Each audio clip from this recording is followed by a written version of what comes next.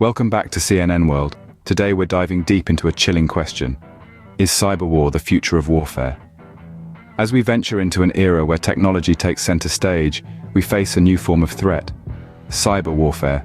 Recent events like the SolarWinds attack and the Microsoft Exchange hack have brought this issue to the forefront, showing us that cyber threats are not just theoretical, they are real and have the potential to cripple nations.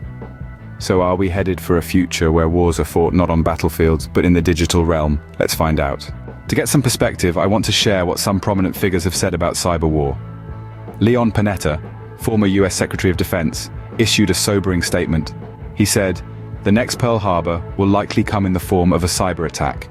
Now, that's a powerful, if not chilling, sentiment that underscores the seriousness of this looming threat. And it's not just Panetta who's sounding the alarm. Klaus Schwab, founder and executive chairman of the World Economic Forum, has also emphasized the grave nature of cyber warfare.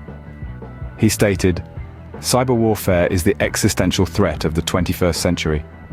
These are just two voices among many in the global community who are raising awareness about the potential for devastating cyber warfare. Their words serve as a stark reminder that the world of warfare is changing, and it's clear that this isn't a matter to be taken lightly. But before we get too carried away, let's define cyber war. Picture this: a world where battles are not fought with bullets and bombs, but with bits and bytes. That's the essence of cyber war. It's a form of warfare that harnesses the power of technology to disrupt, disable, or destroy an enemy's computer systems or networks. Now, this isn't just about hacking into someone's email account or causing minor disruptions. No, cyber war is far more sinister and impactful. It's about launching digital attacks that can cripple a nation's critical infrastructure like power grids, transportation systems, and financial networks. Imagine the chaos if a city's electricity was shut off, or if the banking system was brought to a standstill. Moreover, it's about stealing sensitive data, resulting in breaches of national security. Cyber war is a silent, invisible form of warfare, but its effects can be devastating. This can include attacks on critical infrastructure like power grids and financial systems, as well as the theft of sensitive data. Now, how do these attacks actually work? Well, the world of cyber warfare is a complex web of intrigue and cunning, where battles are fought with bytes and not bullets. Let's unravel this intricate tapestry by understanding some of the tools and techniques commonly used. First up, we have malware, short for malicious software. This is a broad term that includes things like viruses, worms, and ransomware. These are designed to cause damage, steal data, or simply create chaos within computer systems. Imagine a clandestine invader slipping in unnoticed, wreaking havoc, and then disappearing without a trace. That's malware for you. Next, we have phishing. Yes, it sounds like a relaxing day at the lake, but it's far from it. Phishing is a method used to trick people into revealing sensitive information, like passwords or credit card numbers. It often involves sending out deceptive emails or creating fake websites that mimic legitimate ones. It's like a digital con artist at work, duping the unsuspecting into handing over their secrets. Then there are zero-day attacks. These are exploits that take advantage of software vulnerabilities that are unknown to the software creators, and hence there are no patches available for them. It's like finding a secret door into a fortified castle that even the castle's owner doesn't know about. Finally, we have denial-of-service attacks. These attacks aim to make a machine or network resource unavailable to its intended users. Imagine a highway so jam-packed with cars that no one can move. That's essentially what a denial-of-service attack does to a computer system. These are just a few examples of how cyber warfare can be enacted. Each technique is unique, yet they all share a common goal: to disrupt, disable, or destroy. And as technology continues to evolve, so too will the methods of cyber warfare. It's a game of cat and mouse, with each side constantly trying to outsmart the other. But one thing is certain: in the digital age, knowledge is power. By understanding how these attacks work, we can better prepare ourselves for the battles of the future. The potential impact of cyber war is vast and far-reaching. This isn't a war fought in front lines with soldiers, but in the silent corridors of cyberspace, where the battlegrounds are our everyday digital systems. Consider the infrastructure that keeps our societies running smoothly. Power grids, transportation networks, communication systems, financial institutions, all of these rely heavily on digital technology. Now imagine these systems being attacked, disabled, or even destroyed by hackers. The cascading effects would be staggering. In a world where a power grid is shut down, cities could plunge into darkness. No electricity would mean no heating or cooling, no internet, no way to charge our devices. Hospitals could lose power, endangering lives. Transportation systems could fail, causing traffic chaos and disrupting supply chains. If financial systems are crippled, people might not be able to access their money, leading to panic and economic instability. Communication networks could be disrupted, cutting off vital lines of information flow and leading to widespread confusion and fear. The potential of cyber war isn't just about the immediate damage, it's the domino effect that follows. The cascading failures that ripple through society, causing chaos and devastation on a scale that's hard to comprehend. This is what makes cyber war a truly terrifying prospect. The chaos and devastation would be unimaginable. It's a sobering thought, and one that underscores the importance of understanding and preparing for this new form of warfare. So, is cyber war the future of warfare?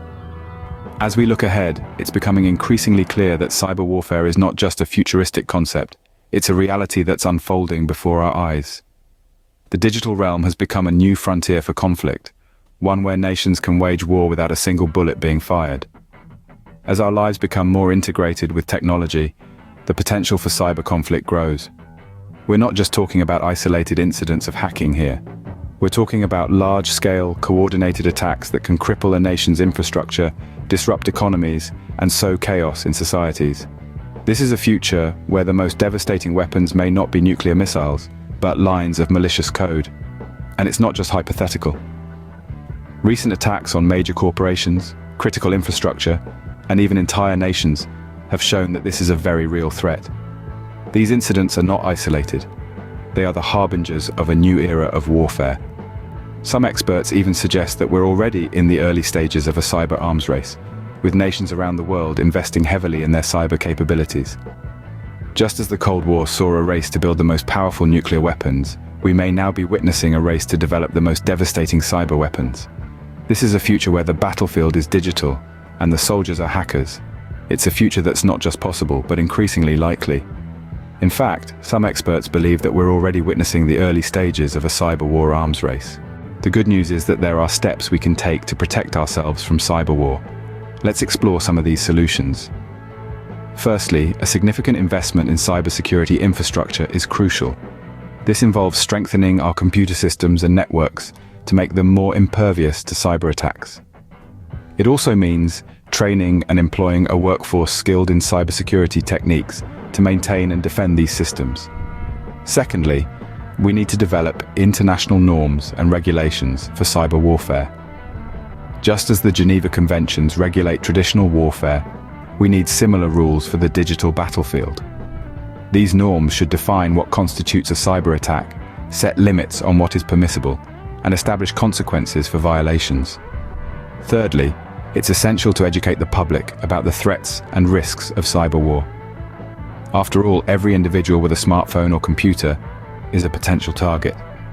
People need to understand the importance of basic cybersecurity practices, like regularly updating software, using strong passwords, and being wary of phishing attempts. Finally, we need to foster international cooperation in cybersecurity.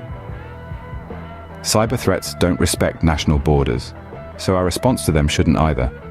By working together, nations can share information, coordinate responses, and build a collective defense against cyber warfare. In conclusion, while the threat of cyber war is real and growing, we're not powerless.